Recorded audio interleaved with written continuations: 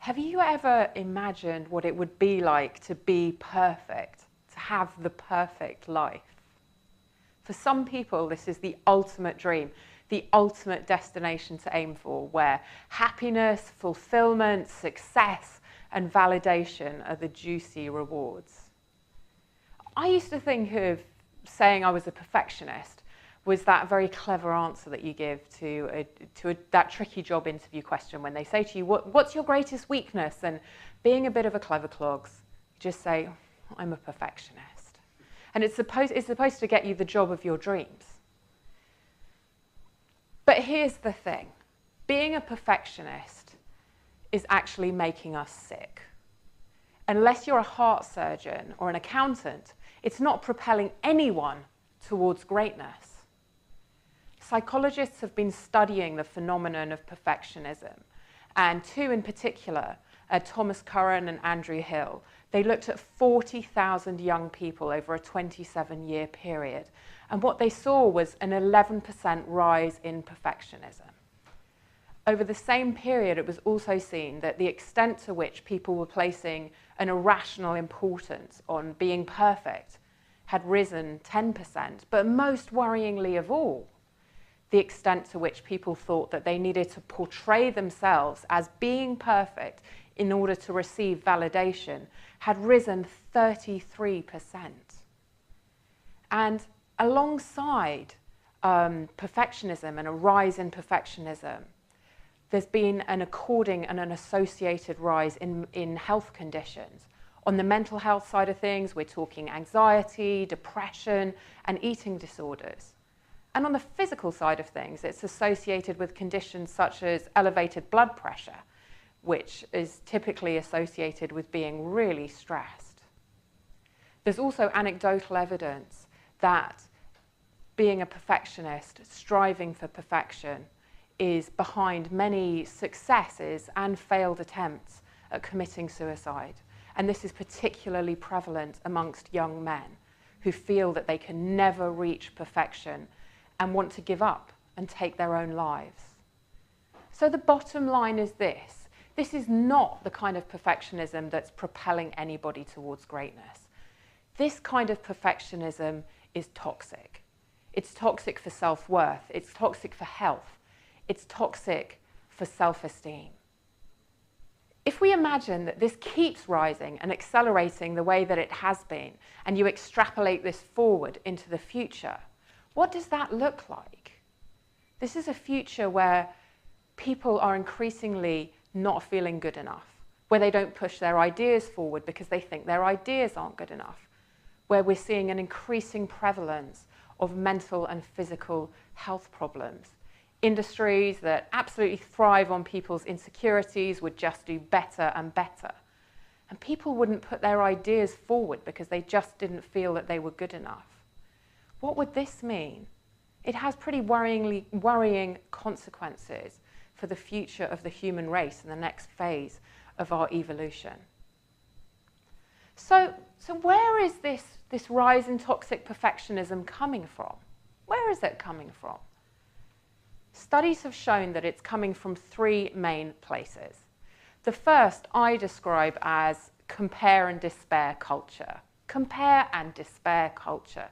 This is about media and social media, where people are increasingly comparing their insides to other people's filtered, edited, and photoshopped and marketed outsides, and constantly coming up short and just seeing that they are not as good as that. The second place it's coming from is capitalism, where image and success and the kind of goals that you aim for are king. And the third place that this is coming from is the way that people, and especially young people, are increasingly measured at every step of life as they go along. And it's not just the way that they're measured, it's the importance that's placed on the results of the tests that they're put through and the impact that the results could potentially have for the whole rest of their lives. And this isn't just young people that this is happening to, it's absolutely prevalent in the corporate sector as well, where people have goals and they're assessed against their goals, and every year, every quarter, they're pushed to do better and better and better. So what we have is a generation of people who increasingly don't feel good enough and try to apply a perfectionist solution to this, except the solution that they're applying, trying to be better and better and reach this state of perfection, is actually destroying their self-worth even more and feeding their inner critic. It's destroying their self-worth and feeding their inner critic.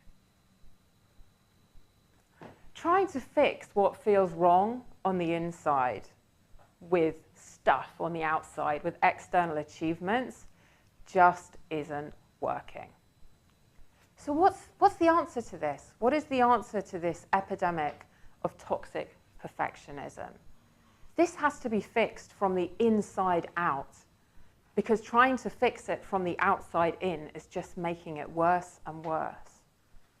The first step for someone who's stuck in the perfectionist trap is to acknowledge what's going on, to notice that they're stuck in this cycle, and then to willingly start to filter the external influences that are feeding the cycle for them. It might be about unfollowing a whole bunch of people on social media. It could be no longer reading certain magazines. And it could be about giving less airtime and less weight to friends and family all around who are still buying into this idea that you have to reach this state of perfection. The second part of the solution is about a complete shift in behaviour where creating self-trust and self-esteem through self-care and self-validation becomes number one priority. And in terms of meeting your needs, first of all, these would be primarily physical, sleep, dietary, and so forth. But it's also about meeting your emotional needs. And that could be about doing things just for the sheer joy of them and the sheer fun of them, rather than always because you're trying to do something that looks better and better, or just so that you can take a great picture and get a bunch of likes on Instagram. Taking care of yourself emotionally could also be about standing up for yourself in your relationships and saying what you need. And it would also be very much about following a career that is just really fulfilling and is aligned with your passions, rather than something that is for status and validation. One of the things that I know to be true is that you cannot think your way to a new way of feeling about yourself. You cannot think your way to a new way of treating yourself. You have to act first, and then the thinking and feelings will follow. You have to behave as if you already know that you have great worth, and as if what your heart and your body needs and desires are of the utmost importance. By showing yourself that you have great worth, the feelings will follow, and energy has to flow in that direction. Energy has to follow into behavior and showing yourself and validating yourself in that way by meeting your needs on every single level. Now, the third part of the solution is to do with where you put your focus and how you shift your perspective in terms of what you do and how it's all going. If your energy and your focus is always on the things that don't go well, that's what you'll notice. You'll notice that you're not perfect, and you'll give yourself a hard time about it. But if you shift your focus and your energy onto what is going well, that's what you'll notice. And that's how you'll feel about yourself. You'll feel as if you are someone who is doing well and who can make good things happen. It's also about how you think about your so-called failures, whether they're something that means something absolutely detrimental about your self-worth, or whether they're simply learning and growth opportunities. So essentially, this is about noticing your progress and your growth rather than your failure to be perfect. It's about progress, not perfection. There was a beautiful young woman called Rosie, who I know very well. To look at her, you would think that she's got it all together. She's absolutely gorgeous with a great career and a great relationship. But not so long ago, Rosie did not feel good about herself.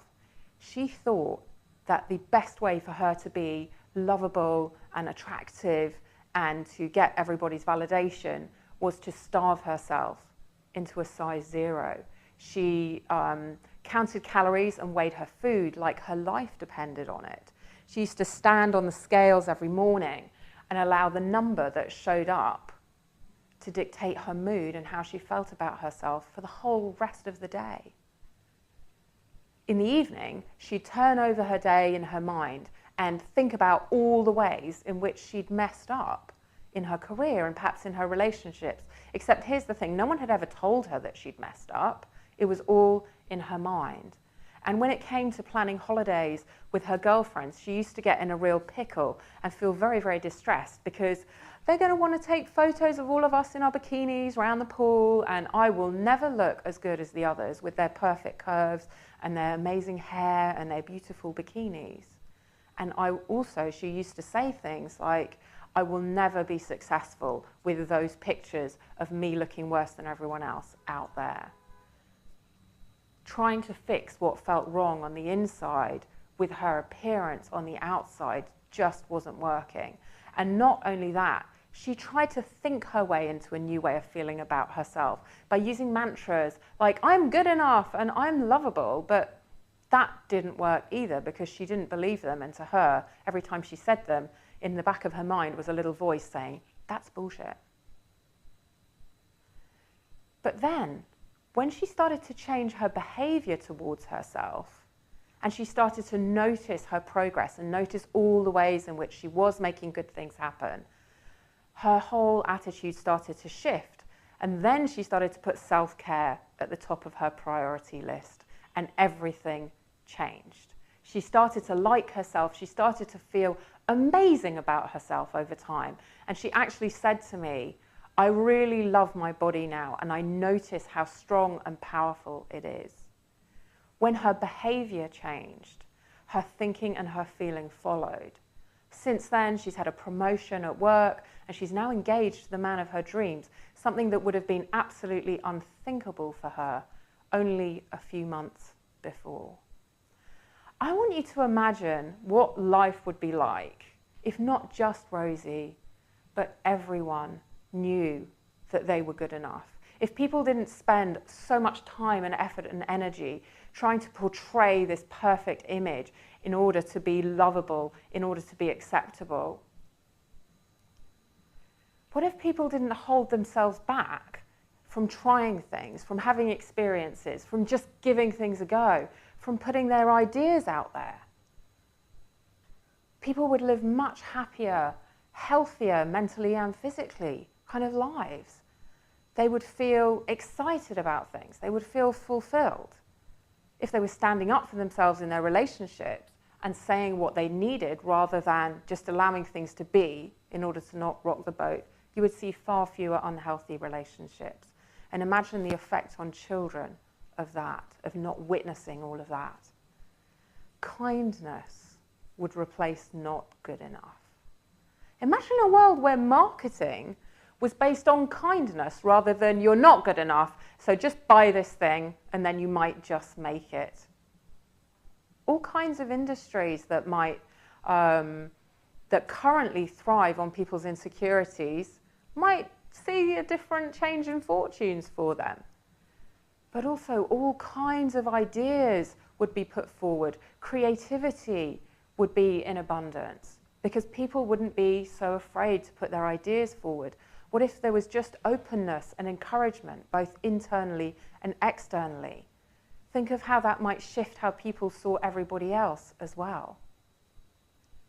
This is a world filled with the freedom of people who know that they already are and always will be enough. Thank you.